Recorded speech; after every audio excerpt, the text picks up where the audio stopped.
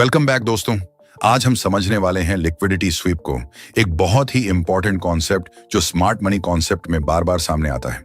आसान भाषा में कहें तो लिक्विडिटी स्वीप को आप स्टॉप लॉस हंट भी समझ सकते हैं।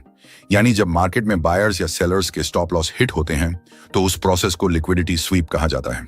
अब इसे एक एग्जाम्पल से समझते हैं। अक्सर आपने देखा होगा कि मार्केट इस तरह से मूव करता है और एक लेवल पर आकर बार बार रिएक्ट करता है।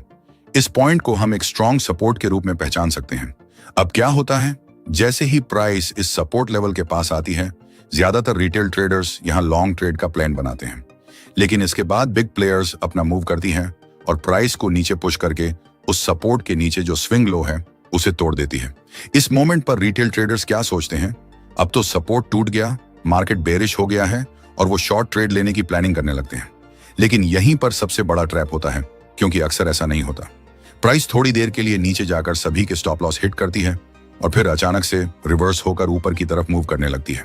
अगर आपने ट्रेडिंग जर्नी शुरू की है तो ये सिनेरियो आपने भी जरूर फेस किया होगा, जहां आपका स्टॉप लॉस हिट हुआ और उसके बाद मार्केट उसी डायरेक्शन में चला जहां आप पहले सोच रहे थे। यही पूरा प्रोसेस लिक्विडिटी स्वीप कहलाता है। असल में जब रिटेल ट्रेडर्स सपोर्ट मानकर लॉन्ग एंट्री लेते हैं तो उनके स्टॉप लॉस उसी लेवल के थोड़ा नीचे प्लेस्ड होते हैं। स्मार्ट मनी इन्हीं स्टॉप लॉस को टारगेट करती है, प्राइस को नीचे ले जाकर लिक्विडिटी कलेक्ट करती है और फिर अपने ओरिजिनल डायरेक्शन में मूव जारी रखती है। दोस्तों, आमतौर पर लिक्विडिटी स्वीप ज्यादातर एक ही कैंडल में देखने को मिलती है। जब भी प्राइस किसी भी इंपॉर्टेंट लेवल जैसे सपोर्ट या रेजिस्टेंस को ब्रेकआउट या ब्रेक डाउन करता है तो अक्सर उसके तुरंत बाद अगली कैंडल उसी मूव के विपरीत दिशा में चलती है। यानी पहले कैंडल ट्रेडर्स को ब्रेकआउट या ब्रेक डाउन का सिग्नल देती है और अगली ही कैंडल उस मूव को गलत साबित कर देती है। इसी पूरे प्रोसेस को हम कहते हैं लिक्विडिटी स्वीप। अगर आपको ये वीडियो समझ आ रहा है और यूजफुल लग रहा है तो चैनल को लाइक और सब्सक्राइब जरूर करें और कमेंट में बताइए कि आप अगला वीडियो किस टॉपिक पर देखना चाहते हैं। अब बात करते हैं कि लिक्विडिटी स्वीप कहां कहां हो सकती है। सबसे पहला और सबसे कॉमन एरिया है सपोर्ट और रेजिस्टेंस लेवल्स। यही वो जगह है जहां सबसे ज्यादा ट्रेडर्स के स्टॉप लॉस लगे होते हैं और मार्केट इन्हीं लेवल्स पर सबसे ज्यादा लिक्विडिटी कलेक्ट करता है। जब मार्केट किसी सपोर्ट और रेजिस्टेंस जोन के बीच फंस जाता है तब प्राइस बार बार उन्हीं लेवल्स के बीच घूमता रहता है। ऐसे स्ट्रक्चर में एक बहुत इंपॉर्टेंट चीज बनती है लिक्विडिटी। रेजिस्टेंस के ऊपर उन ट्रेडर्स के स्टॉप लॉस होते हैं जो सेल कर चुके होते हैं और सपोर्ट के नीचे उन बायर्स के स्टॉप लॉस होते हैं जिन्होंने नीचे से बाइंग की होती है। यानी मार्केट के दोनों साइड्स पर लिक्विडिटी कलेक्ट होती रहती है। अब ध्यान दीजिए इस चार्ट पर, प्राइस काफी टाइम तक इसी रेंज में मूव करता है जिससे ट्रेडर्स को ये लेवल स्ट्रांग लगने लगते हैं और जैसे ही प्राइस सपोर्ट के पास आता है बायर्स फिर से बाय करते हैं अपने स्टॉप लॉस उसी सपोर्ट के नीचे रखकर। लेकिन फिर मार्केट एक मूव करता है, प्राइस अचानक सपोर्ट के नीचे ब्रेक करता है। एक शार्प मूव के साथ इस पॉइंट पर जो बायर्स थे उनके स्टॉप लॉस हिट हो जाते हैं, यानी उनकी लिक्विडिटी स्वीप हो जाती है।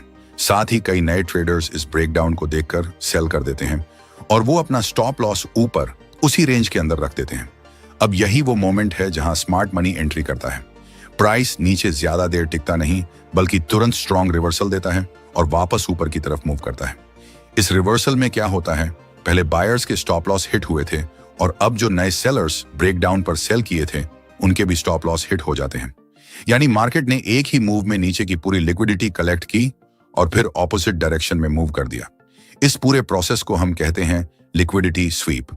अगर आप चार्ट को ध्यान से देखें तो यहाँ एक लॉन्ग डाउन साइड विक दिखेगा जो ये क्लियर करता है कि प्राइस ने नीचे जाकर सिर्फ लिक्विडिटी उठाई थी, ना कि एक्चुअल ब्रेकडाउन किया था। इसलिए हर ब्रेकडाउन पर ब्लाइंडली ट्रेड करना डेंजरस हो सकता है, क्योंकि कई बार मार्केट सिर्फ लिक्विडिटी लेने के लिए फेक मूव करता है। अब बात करते हैं दूसरे ऐसे पॉइंट की जहां मार्केट अक्सर लिक्विडिटी स्वीप करता है और वो है इंटरनल हाई और लो का ब्रेक। मार्केट में अक्सर आप देखेंगे कि प्राइस एक क्लियर ट्रेंड में मूव करता है। जैसे इस चार्ट में प्राइस लगातार हायर हाई और हायर लो बनाते हुए ऊपर की तरफ बढ़ रहा है। हर नया हाई पिछले हाई से ऊपर बनता है और हर पुल बैक पिछले लो से ऊपर रुकता है। यही एक स्ट्रॉन्ग अप ट्रेंड की पहचान होती है। अब इस स्ट्रक्चर में एक इंपॉर्टेंट चीज बनती है इंटरनल लिक्विडिटी। जब प्राइस हायर लो बनाता है तो बहुत सारे ट्रेडर्स वहीं से बाइंग करते हैं और अपना स्टॉप लॉस उसी प्रीवियस लो के नीचे रखते हैं। यानी हर हायर लो के नीचे लिक्विडिटी जमा होती रहती है। अब ध्यान दीजिए आगे क्या होता है।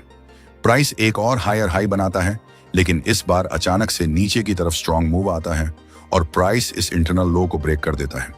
इस मूव में क्या होता है, जो बायर्स इस हायर लो से बाय करके बैठे थे उनके स्टॉप लॉस हिट हो जाते हैं, यानी उनकी लिक्विडिटी मार्केट कलेक्ट कर लेता है।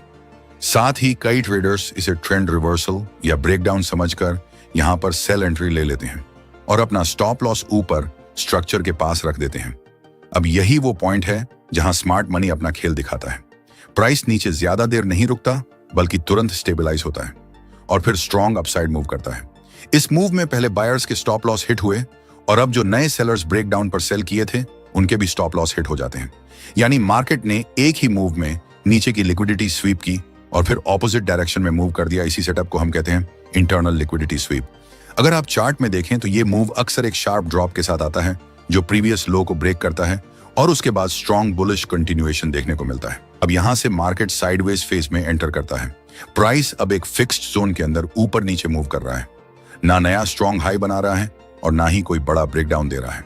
अब ध्यान से समझिए, इस रेंज के अंदर धीरे धीरे ऊपर की साइड उन ट्रेडर्स के स्टॉप लॉस बिल्ड होते हैं जो सेल करते हैं और नीचे की साइड उन बायर्स के स्टॉप लॉस लगे होते हैं जो सपोर्ट से बाय करते हैं। यानी दोनों तरफ लिक्विडिटी जमा हो रही होती है। अब मार्केट अपना पहला मूव दिखाता है। प्राइस अचानक से थोड़ा अपसाइड की तरफ पुश करता है। ऐसा लगता है कि ब्रेकआउट होने वाला है और जैसे ही प्राइस रेंज के हाई के ऊपर जाता है वहां पर मौजूद सेलर्स के स्टॉप लॉस हिट होते हैं। साथ ही ब्रेकआउट ट्रेडर्स नई बाइंग करते हैं। लेकिन यहीं पर स्मार्ट मनी खेल करता है। प्राइस ज्यादा ऊपर टिकता नहीं, बल्कि तुरंत रिजेक्ट होकर वापस रेंज के अंदर आ जाता है। यानी ऊपर की पूरी लिक्विडिटी स्वीप हो चुकी है। जो ट्रेडर्स ब्रेकआउट पर बाय किए थे वो यहां ट्रैप हो जाते हैं। अब अगला फेज शुरू होता है। प्राइस फिर से रेंज के अंदर घूमता है और ट्रेडर्स को और ज्यादा कंफ्यूज करता है। लेकिन असली मूव अभी आता है। इस बार मार्केट नीचे की तरफ मूव करता है।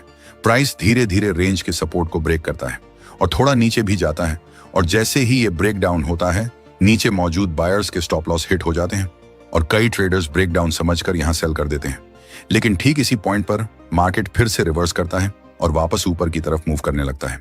यानी नीचे की लिक्विडिटी भी स्वीप हो चुकी है और जो सेलर्स ब्रेक डाउन पर सेल किए थे उनके भी स्टॉप लॉस हिट हो जाते हैं। अब सबसे इंपॉर्टेंट बात आती है कि आखिर इस तरह के लिक्विडिटी स्वीप सेटअप में सही एंट्री कैसे ली जाए। क्योंकि अगर आप सीधा ब्रेकआउट या ब्रेकडाउन पर ट्रेड लेते हैं तो ज्यादातर केसेस में आप ट्रैप हो सकते हैं। इसलिए यहां स्मार्ट अप्रोच ये होती है कि आपको थोड़ा पेशेंस रखना होता है। जब भी प्राइस रेंज के ऊपर या नीचे जाकर एक फेक ब्रेकआउट या ब्रेकडाउन बनाता है तो आपको तुरंत एंट्री नहीं लेनी है, बल्कि वेट करना है इस बात का कि प्राइस वापस उसी रेंज के अंदर आने लगे। जैसे ही प्राइस बाहर से वापस अंदर क्लोज करता है वहीं से आपको एक क्लियर संकेत मिल जाता है कि मार्केट ने लिक्विडिटी स्वीप कर ली है और अब मूव ऑपोजिट डायरेक्शन में आने की संभावना ज्यादा है। ऐसी कंडीशन में अगर प्राइस ऊपर जाकर ट्रैप बनाकर वापस अंदर आता है तो वहां सेल की अपॉर्चुनिटी बनती है और अगर प्राइस नीचे जाकर लिक्विडिटी लेकर वापस ऊपर आता है तो वहां बाय की अपॉर्चुनिटी बनती है। अब यहां स्टॉप लॉस बहुत सिंपल होता है। जहां लिक्विडिटी स्वीप हुई है उसी कैंडल के हाई या लो के थोड़ा बाहर, क्योंकि अगर प्राइस उस लेवल को फिर से क्रॉस करता है तो इसका मतलब सेटअप वीक हो सकता है। और टारगेट की बात करें तो इस तरह के सेटअप में प्राइस अक्सर रेंज के दूसरी तरफ मूव करता है। यानी अगर आपने नीचे से बाय लिया है तो टारगेट ऊपर का रेजिस्टेंस होगा और अगर ऊपर से सेल लिया है तो टारगेट नीचे का सपोर्ट होगा।